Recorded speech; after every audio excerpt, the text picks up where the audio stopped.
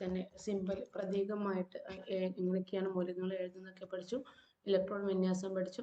അപ്പോൾ ഇന്ന് നമുക്ക് പഠിക്കാനുള്ളത് ഐസോട്ടോപ്പുകളെ കുറിച്ചാണ്. എന്താണ് ഐസോട്ടോപ്പ്? നമുക്കറിയാം, ഒരു ആറ്റത്തിന്റെ ആറ്റോമിക നമ്പർ എന്ന് പറയുന്നത് അതിന്റെ ഇലക്ട്രോണുകളുടെയോ അല്ലെങ്കിൽ പ്രോട്ടോണുകളുടെയോ ആണ്. അതുപോലെ തന്നെ മാസ് നമ്പർ എന്ന് പറയുന്നത് ഇലക്ട്രോണുകളുടെയും ന്യൂട്രോണുകളുടെയും എണ്ണത്തെ അല്ലെങ്കിൽ പ്രോട്ടോണുകളുടെയും ന്യൂട്രോണുകളുടെയും എണ്ണത്തെയാണ്. അപ്പോൾ ആറ്റോമിക നമ്പറിനോടൊപ്പം ന്യൂട്രോണുകളുടെ എണ്ണം ചേർക്കുമ്പോഴാണ് നമുക്ക് മാസ് നമ്പർ കിട്ടുന്നത്, മനസ്സിലാവും.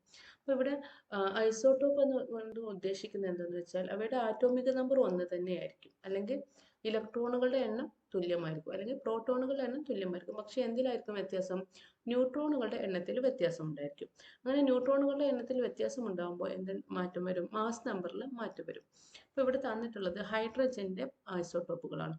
ഒന്നാമതായി തന്നിട്ടുള്ള ഐസോട്ടോപ്പിന്റെ പേര് പ്രോട്ടിയം എന്നാണ്. ഇവിടെ എന്താണ്?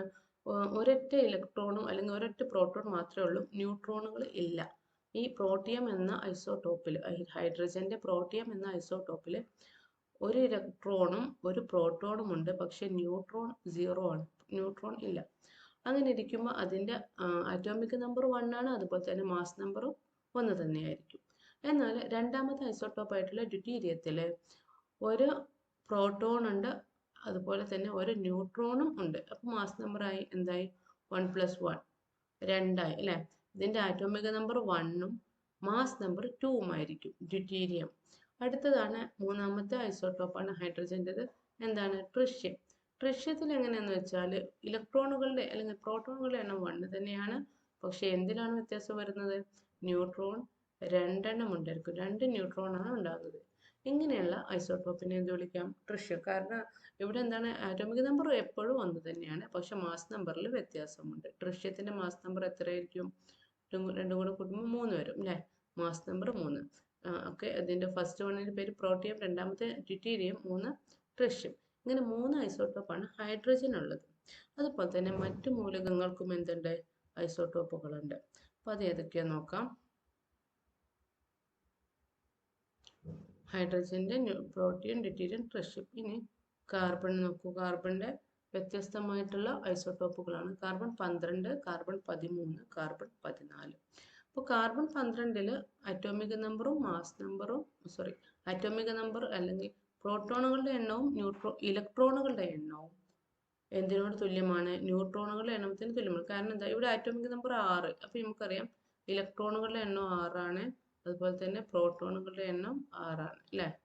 എന്നാൽ എങ്ങനെ ന്യൂട്രോണുകളുടെ എണ്ണം കണ്ടെത്തുക? മാസ് നമ്പറിൽ നിന്ന് ഈ ഇലക്ട്രോണുകളുടെ എണ്ണം കുറച്ചാൽ മതി. 12-ൽ നിന്ന് 6 കുറച്ചാൽ വീണ്ടും 6 തന്നെയാണ് കിട്ടുന്നത്. ഇവിടെ ന്യൂട്രോണുകളുടെ എണ്ണം എന്ത് തന്നെയാണ്? 6 ആണ്. അപ്പോൾ കാർബൺ 12-ൽ ഇലക്ട്രോണുകളുടെ എണ്ണം 6 ആണ്, പ്രോട്ടോണുകളുടെ എണ്ണം 6 ആണ്, അതുകൊണ്ട് ആറ്റോമിക നമ്പർ 6 ആണ്. അതുപോലെ തന്നെ ന്യൂട്രോണുകളുടെ എണ്ണവും 6 ആണ്, മാസ് നമ്പർ എന്ന് പറയുന്നത് 12 ആണ്. എന്നാൽ കാർബൺ 13 എന്ന ഐസോട്ടോപ്പിൽ ഇലക്ട്രോണുകളുടെ എണ്ണം അല്ലെങ്കിൽ ആറ്റോമിക് നമ്പർ 6 ആണ്, പക്ഷേ മാസ് നമ്പർ 13 ആണ്. അതുകൊണ്ട് തന്നെ എന്തായിരിക്കും? ന്യൂട്രോണുകളുടെ എണ്ണം എന്നത് 13-ൽ നിന്ന് 6 കുറച്ചാൽ എത്ര കിട്ടും? 7 ആയിരിക്കും. ന്യൂട്രോണുകൾ 7 ആയിരിക്കും. എന്നാൽ കാർബൺ 14-ലോ 6 ആണ് ആറ്റോമിക് നമ്പർ, പക്ഷെ മാസ് നമ്പർ 14 ആണ്. അപ്പോൾ 14-ൽ നിന്നും 6 കുറച്ചാൽ ഇവിടെ എന്തായിരിക്കും? ന്യൂട്രോണുകളുടെ എണ്ണം 8 ആയിരിക്കും. അപ്പോൾ 3 വ്യത്യസ്തമായിട്ടുള്ള കാർബണിന്റെ ഐസോട്ടോപ്പുകളാണ് നമ്മൾ പഠിച്ചത്.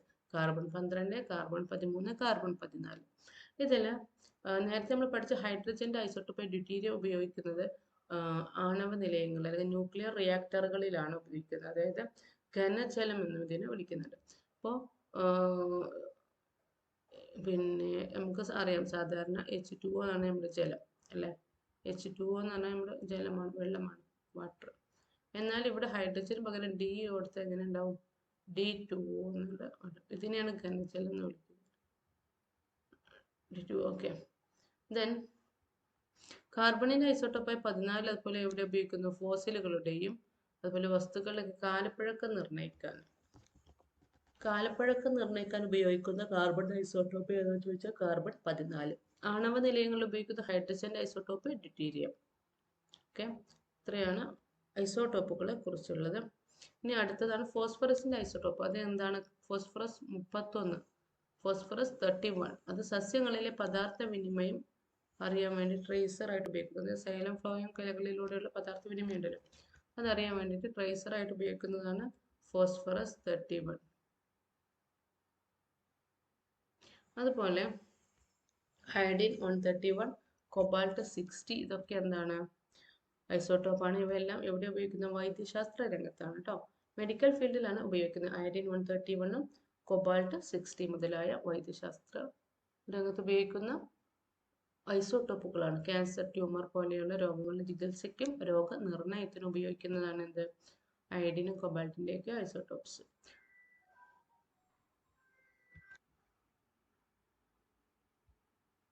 അതുപോലെ യുറേനിയം 235 ആണവ നിലയങ്ങളിൽ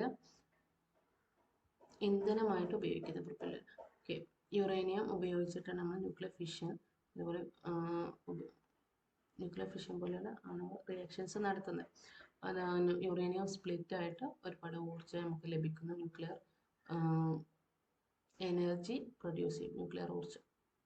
ഓക്കെ, അപ്പോൾ ഏതാനും ഐസോട്ടോപ്പുകളുടെ പ്രതീകങ്ങൾ നമുക്ക് താഴെ തന്നിട്ടുണ്ട്. ഇത് വെച്ചിട്ട് ഇതിലെ ആറ്റോമിക നമ്പറും കാര്യങ്ങളൊക്കെ എഴുതി നോക്കാം. ഓക്സിജൻ ആണ് ആറ്റോമിക നമ്പർ എന്ന് തന്നെ നമുക്കറിയാം. എന്താണ് താഴെയുള്ളതാണ്, അല്ലെങ്കിൽ ഒന്നുകിൽ ഇലക്ട്രോണുകൾ അല്ലെങ്കിൽ പ്രോട്ടോണുകളുടെ എണ്ണം. മാസ് നമ്പർ പറഞ്ഞിട്ടുണ്ട് 15 ആണ്. പ്രോട്ടോണുകളുടെ എണ്ണം എന്ത് തന്നെയാണ്? ആറ്റോമിക നമ്പറാണ്. ഇലക്ട്രോണുകളുടെ എണ്ണം എന്ന് പറയുന്നത് ആറ്റോമിക നമ്പറാണ്, 8 ആണ്. എന്നാൽ ന്യൂട്രോണുകളുടെ എണ്ണം എന്ന് പറഞ്ഞാൽ എന്താണ്? മാസ് നമ്പറിൽ നിന്ന് ആറ്റോമിക നമ്പർ കുറക്കുന്നതാണ്. അപ്പോൾ എത്ര കിട്ടും? 7 അല്ലേ? 15 8 മൈനസ് ചെയ്താൽ 7 കിട്ടും. ഇവിടെ അതുപോലെ ഓക്സിജൻ സെയിം ആണ്, ആറ്റോമിക് നമ്പർ സെയിം ആണ്, 8 വരും. മാസ് നമ്പറാണ് ഇവിടെ വ്യത്യാസമുള്ളത്, 16 ആണ്. അപ്പോൾ ന്യൂട്രോണുകളുടെ എണ്ണം എന്ന് പറഞ്ഞാൽ 16ൽ നിന്ന് 8 കുറക്കണം, 8 ആയി മാറും. അതുപോലെ ഇവിടെ 17 ആണ് മാസ് നമ്പർ വരുന്നത്. ആറ്റോമിക് നമ്പർ സെയിം ആണ്. അപ്പോൾ പ്രോട്ടോണുകളുടെ എണ്ണം ഇലക്ട്രോണുകളുടെ എണ്ണമൊക്കെ സെയിം ആണ്, പക്ഷേ ആറ്റോമിക് നമ്പർ അല്ല, മാസ് നമ്പർ 17 ആണ്.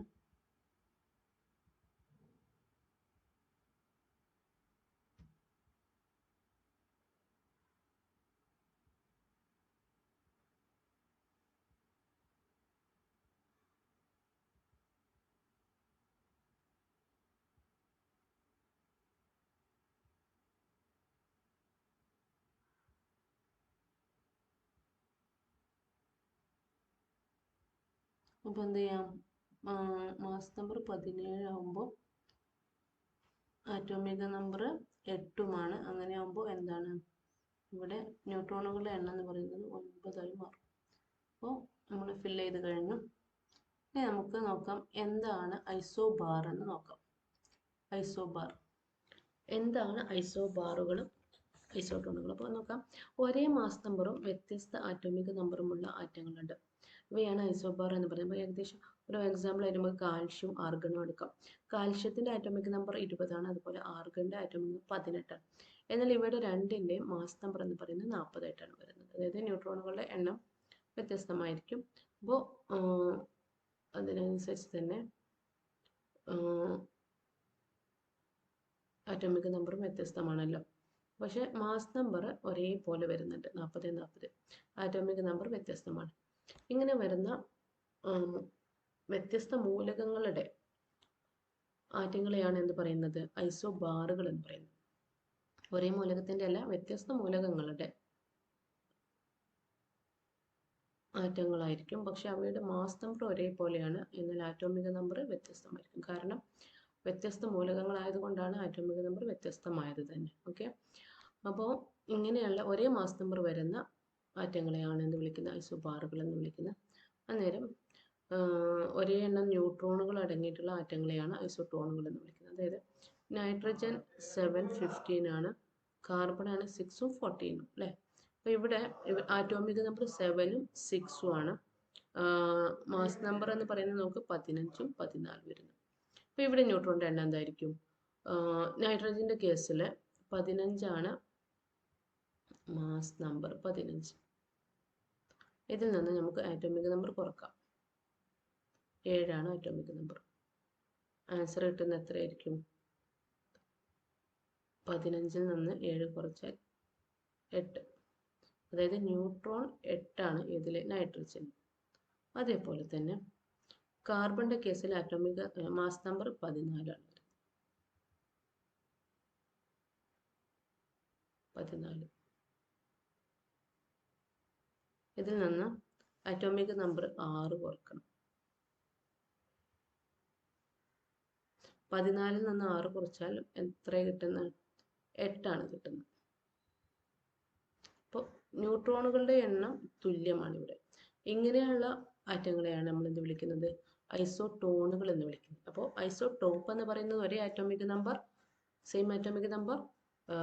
ഐസോബാർ എന്ന് വിളിക്കുന്നത് ഒരേ മാസ് നമ്പർ. ഐസോടോൺ എന്ന് വിളിക്കുന്നത് ഒരേ ന്യൂട്രോണുകളുടെ എണ്ണം. അപ്പോൾ മൂന്നും വ്യത്യസ്തമാണ് അല്ലേ? അപ്പോൾ ഈ കാര്യങ്ങളൊക്കെ നമുക്ക് ഓക്കെ ആയിട്ടുണ്ട്.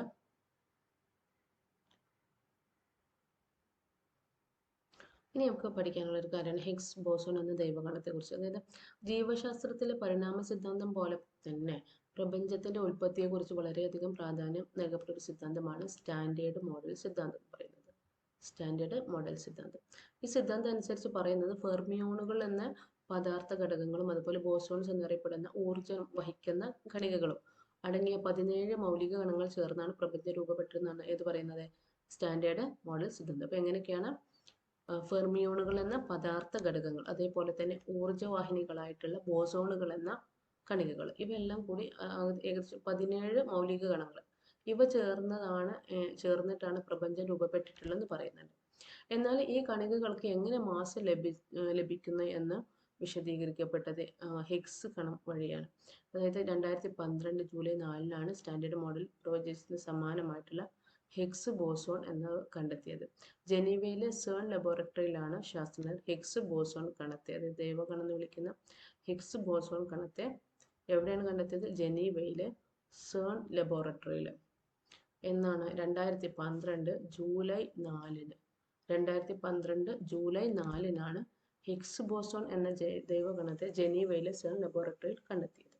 അപ്പം അതിനു മുമ്പ് നമുക്ക് സ്റ്റാൻഡേർഡ് മോഡൽ സിദ്ധാന്തം ഉണ്ടായിരുന്നു. അതനുസരിച്ച് 17 മൗലിക കണങ്ങൾ അനുസരിച്ച് കൊണ്ടാണ് പ്രപഞ്ചം രൂപപ്പെട്ടുള്ളത്. അപ്പോൾ ഇത്രയുമാണ് ഈ ചാപ്റ്ററിൽ പഠിക്കാനുള്ളത്.